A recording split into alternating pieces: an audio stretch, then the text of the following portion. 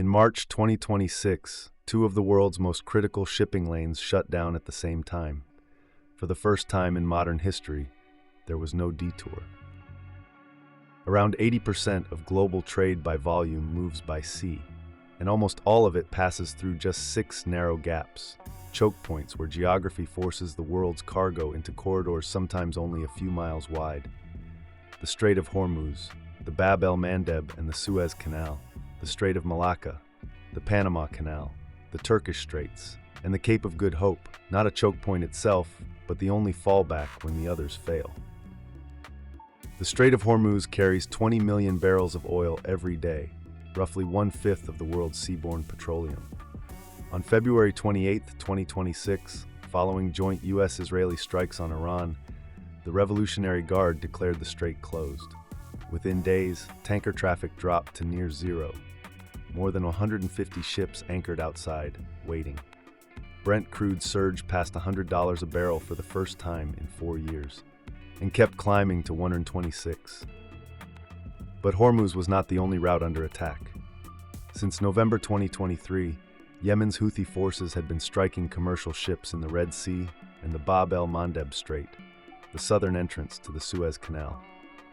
By early 2026, more than 100 merchant vessels had been targeted. 4 ships were sunk, at least 8 sailors were killed. Every major container line, Maersk, CMA CGM, Hapag-Lloyd, had already rerouted around Africa.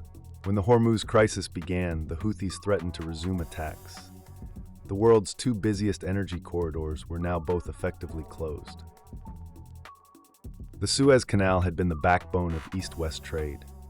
In 2023, more than 26,000 ships passed through, generating $10.25 billion in revenue for Egypt.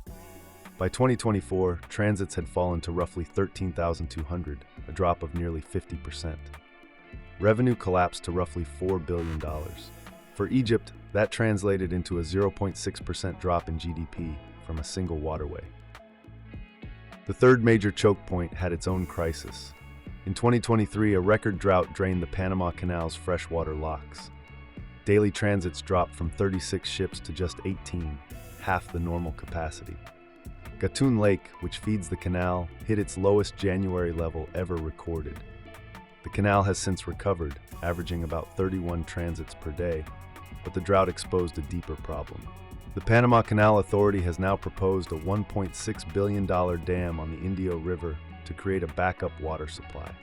It will take 6 years to build. Then there is the Strait of Malacca, the narrow passage between Malaysia and Indonesia that connects the Indian Ocean to the Pacific. An estimated $3.5 trillion in goods pass through it every year, roughly a quarter of all international maritime trade. Over 83% of China's oil imports transit this single strait. Beijing calls it the Malacca Dilemma, a strategic vulnerability with no reliable workaround. China has invested over $62 billion in the China-Pakistan Economic Corridor, centered on the Gwadar port, and built a pipeline through Myanmar, but neither can replace the strait's capacity. The Turkish Straits, the Bosphorus and the Dardanelles, are the only passage between the Black Sea and the Mediterranean. In 2025, more than 84,000 ships transited these straits, carrying 1.58 billion gross tons of cargo. The Bosphorus is just 700 meters wide at its narrowest point. A city of 16 million people lives on both sides. There is no bypass canal. There is no alternative route. When the Suez route closed, the world's shipping fleet had one option: the Cape of Good Hope. The detour adds roughly 3,500 nautical miles to an Asia to Europe voyage, 10 to 14 extra days at sea. Each round trip burns up to $1 million in additional fuel. By early 2024, more than 60% of container traffic had shifted to the Cape route. Vessel tonnage passing the Cape increased 60%. The longer voyages absorbed an estimated 2.5 million TEUs of global container capacity. Ships that would otherwise be carrying cargo were simply stuck in transit, adding weeks to delivery times.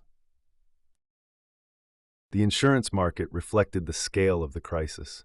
War risk premiums for ships transiting the Red Sea reached 0.5 to 2% of vessel hull value per passage. For the Strait of Hormuz, premiums hit 1% of hull value, renewable every 7 days. All 12 international Group P&I clubs, which together cover 90% of the world's ocean-going tonnage, issued 72-hour notices of war cover cancellation in the Persian Gulf. LNG charter rates surged from $40,000 per day to over $300,000, a 650% increase in less than a week.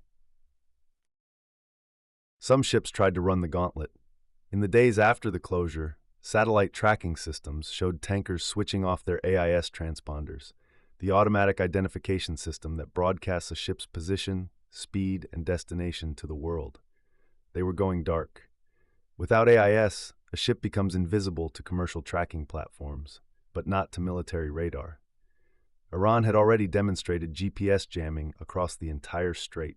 Ships that went dark faced two risks: being mistaken for hostile vessels by naval patrols or being targeted by Iran's coastal defenses. Most turned back.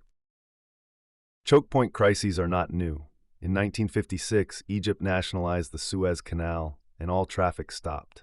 In 1967, the canal closed again and stayed closed for 8 years. In 1973, the oil embargo quadrupled crude prices in 2 months.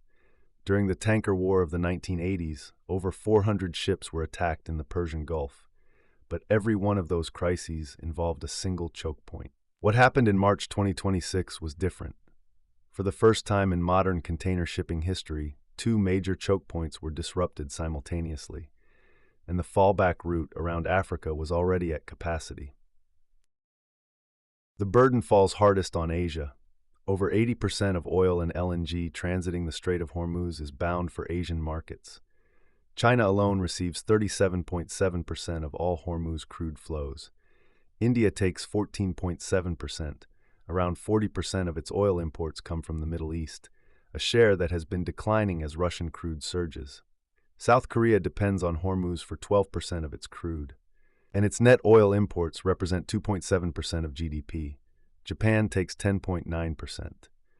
An Oxford University study published in Nature Communications found that maritime choke point disruptions cost the global economy an estimated $14 billion per year in delays, rerouting, and increased freight, and that was before 2 choke points closed at once. The world has known about these vulnerabilities for decades. Saudi Arabia built the East-West pipeline in 1981. The UAE completed the Habshan-Fujairah pipeline in 2012.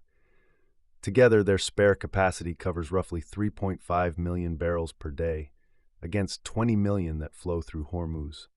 Mexico is building a 303-kilometer rail corridor across the Isthmus of Tehuantepec, a so-called dry canal meant to compete with Panama. It is expected to launch in mid-2026. China has spent $62 billion on the China-Pakistan Economic Corridor, hoping Guadarport can reduce its Malacca dependence. None of these alternatives can replace the choke points they are designed to bypass. And the crisis extends beyond oil. The Persian Gulf is one of the world's largest exporters of chemical fertilizers, urea, ammonia, and phosphates that feed crops on every continent. When Hormuz closed, fertilizer shipments stopped with it. Analysts warned that a prolonged closure could disrupt the spring planting season across South and Southeast Asia, threatening food prices for billions of people. The choke points do not just carry energy. They carry the inputs that keep the world fed. The global economy was built on the assumption that 6 narrow passages would stay open, that ships could pass through gaps measured in miles, not hundreds of miles, and arrive on time, that the Suez Canal would always be there, that the Strait of Hormuz would always flow. In March 2026, 2 of those assumptions failed at the same time, and the world discovered that there is no plan B for geography.